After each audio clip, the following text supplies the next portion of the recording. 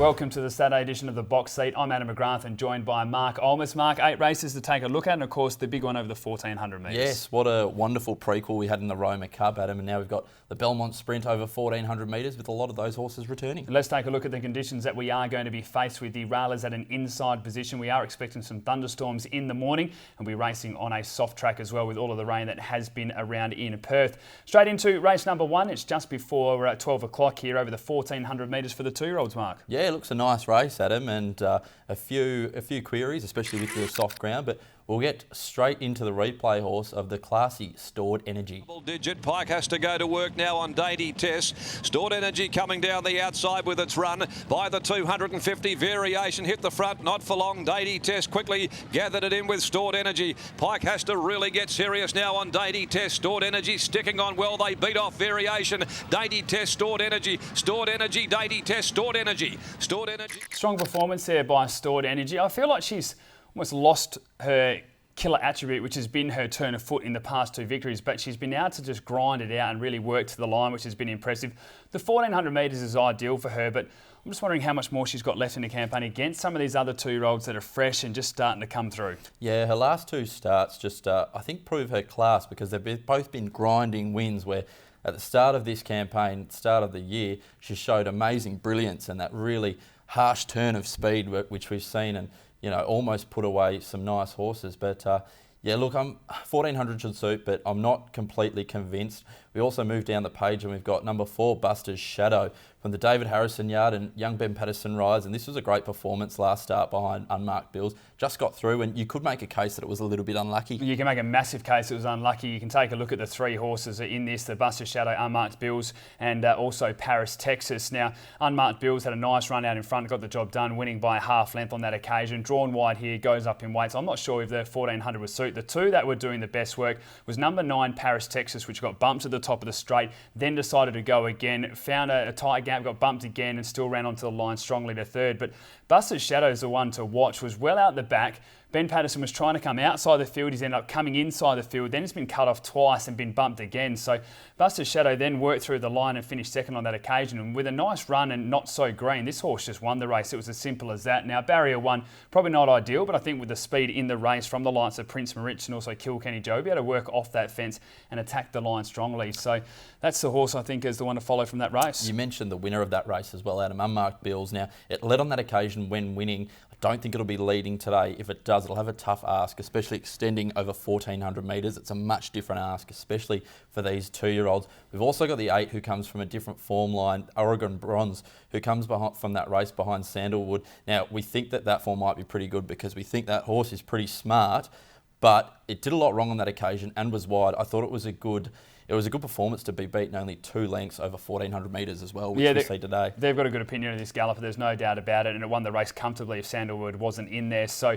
I think it's a nice time. I think the 1400 metre suit as well. Barrier 4 should get a lovely run, and with the 54 kilos, it is certainly in my numbers as well. But I'm going to go with number 4, Buster's Shadow, from 9, Paris, Texas, 1, Stored Energy, and 8, Oregon Bronze. I'm going with the proven 1400 metre form, Adam. Number 8, Oregon Bronze on top of 1, Stored Energy, 7, Unmarked Bills, and 9, Paris, Texas. Race number 2 at Belmont Park. It's over the 2,000 metres. Really looking forward to this race. I think the top 4 are well and truly above the remainder of the field, but there's some good battles between those 4 as well. Hard to split them. And 2 main form lines, one of them being Tradesman winning 3 weeks ago, winning well. Galaxy Sun saving ground at the top of the straight. Further back, Ocean Cracker and Drooper. Slick Talker, though, still in front. Snuck nearly 2 in front of Tradesman. Now coming at him at the 200. Slick Talker running on empty. Tradesman levels up, goes to the lead. Galaxy Sun weaving his way through, and here's Illuminated. Tradesman, Slick Talker fighting back tooth and nail. Mitchell goes for the whip. Tradesman gets the upper hand, and Tradesman wins it.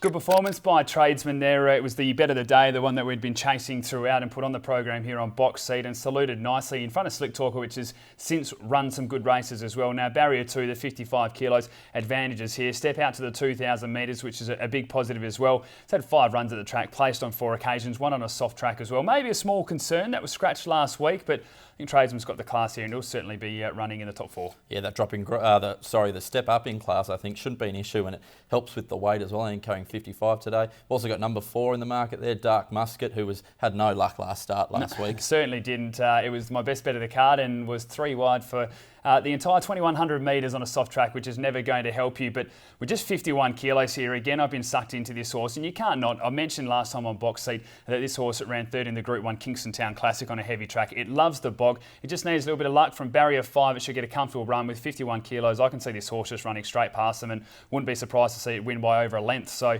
I'm going to have it in my numbers, and I'll have it on top again. But I'm just a little bit concerned of the quick backup. Yeah, as am I, Adam. We've also got the military ruler form lines, which Respondent and Tonto come out of. Yeah, they both come out of that run, as you mentioned. That was over the 1600 metres. Both have raced over further. We've seen Respondent win over 2400 and also Tonto win over 2200 metres as well. I go back to run 2 starts ago over the 1600 metres where Tonto was able to win by just under a length, but Respondent gets a 1.5 kilo swing here now, and I just think Moore's probably in the favour of Respondent for this run, especially from barrier 4. She'll get a really nice run, but I'm going to tip number 4, Dart Musket, from 3 Tradesmen, 8 Uncle George and 1 Respondent. Yeah, I've got the 3 on top, Adam. Tradesman from 4, Dark Musket, 5, I Done It, and 8, Uncle George. Race number 3 at Belmont Park. We go from the staying races to the speedy race over the 1,000 metres, and I think the Ganjamis will be pretty happy with the cards they've been drawn. Could well be a nice Quinella for the Ganjami boys, but we'll jump straight into the replay of the Roma Cup and Born Supremacy running superbly. Looking for a way out also, and they're being followed by Checkpoint down on the inside. Countryman, Lucky Great trying to work his way through now and across heels.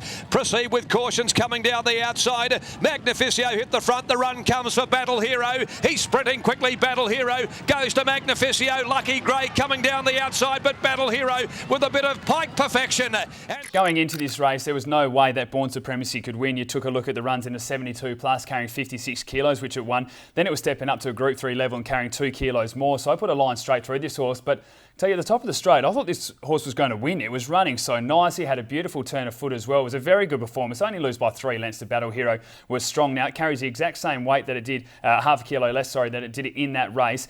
Barrier 2, speed in the race. It's going to get the exact run it did when it beat Military Rain a couple of times as well. And I can see Born Supremacy just winning this race. Yeah, look, it did a few things wrong in the Roma Cup as well through its head about, but it's still, it finished off so well. And like you said, at weight for age, we saw how good this horse really is and should be really well suited here. We've also got number 1, Windswept, the stablemate, and is also another good chance, carrying 59 kilos with Clint Johnston Porter's Claim. This horse will take huge improvement from the first up run. It was, look what I did, like I do before I have pre-season. It just had a little bit extra pudding around its stomach when it went out in the mounting enclosure. It clearly needed the performance. And to get home in 33.26 after, being out and doing the bullocking work behind Military Rain as well, I think from barrier 5 with a 59 kilos, a good second up record as well. I think it is still the classy horse in the field, and I think it is between the Ganjami runners, as you mentioned. That's a very good last 600. We should probably get into the selections, Adam. We will. I'll go with number 1, Windswept, from number 2, Born Supremacy, number 7, Rule to Win, and 4, Mad Brad. Yeah, 2 on top for me. Born Supremacy from 9, Showy Chloe, 1, Windswept, and 7, Rule to Win.